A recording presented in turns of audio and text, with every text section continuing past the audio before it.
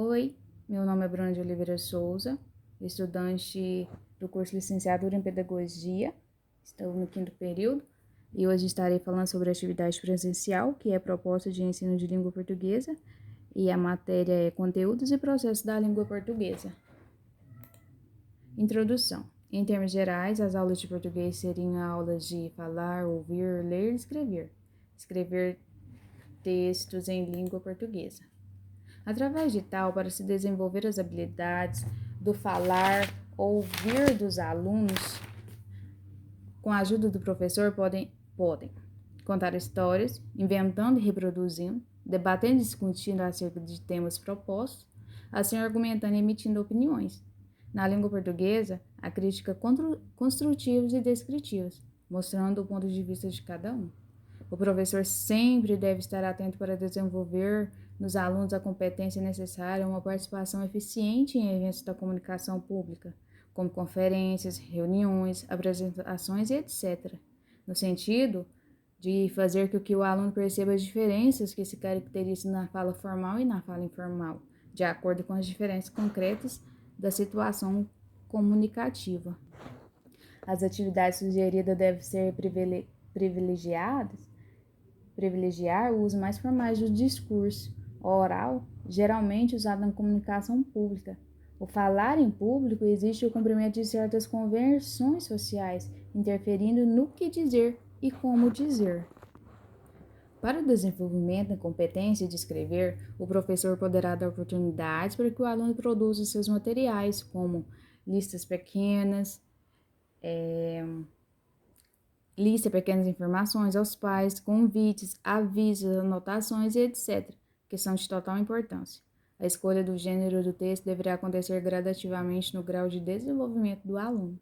A escrita contextualizada é a escrita que faz sentido, porque fala de nós e de nosso mundo. A única linguagem que faz sentido para qualquer pessoa é a que expressa a que queremos dizer. Por algum motivo de nós, dos outros, das coisas, do mundo, não estando aí, não estamos na órbita da linguagem. Em toda atividade escrita, o aluno deve ser levado a vivenciar experiências de primeiro planejar, depois de escrever. E quando se planeja, depois de escrever, o que seria a primeira versão de seu texto, e revisar e reformular seu texto conforme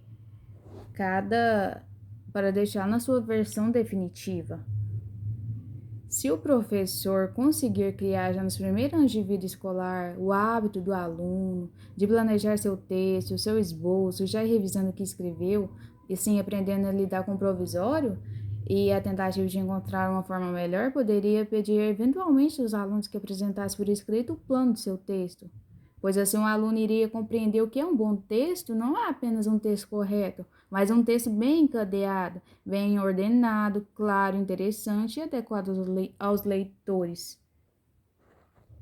Há várias leituras que abrangem todos os textos produzidos por aluno com a ajuda de fábulas, crônicas, folhetos, poemas, charadas, anúncio, instruções, dentre outros. Assim, percebendo a diversidade de gêneros textuais que o professor deve orientar.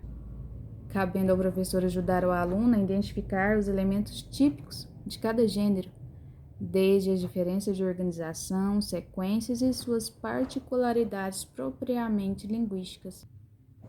Assim, alargando a visão do uso da língua, percebendo que a língua que se estuda é a mesma que circula em seu meio social. Não existe possibilidade de alguma fala ou escrever sem usar as regras da gramática de sua língua, explorando o texto, explorando os recursos da gramática da língua. A inclusão natural da gramática significa inevitável e funcional aplicação sempre que falamos alguma coisa. Os substantivos utilizados nos textos são substantivos, adjetivos, verbos, pronomes, conjunções e outras categorias gramaticais. Pela análise da língua, entende-se mais e melhor funcionamento das unidades da gramática. Quanto à metodologia do ensino da língua portuguesa, seria centrada em atividades, produções. Atividade de produção teria a função de promover, não treinar, no aluno a prática da comunicação verbal e fluente, adequada e relevante. O conteúdo dessas atividades, segundo Antunes 2003, giraria em torno das habilidades de falar, ouvir, ler e escrever textos.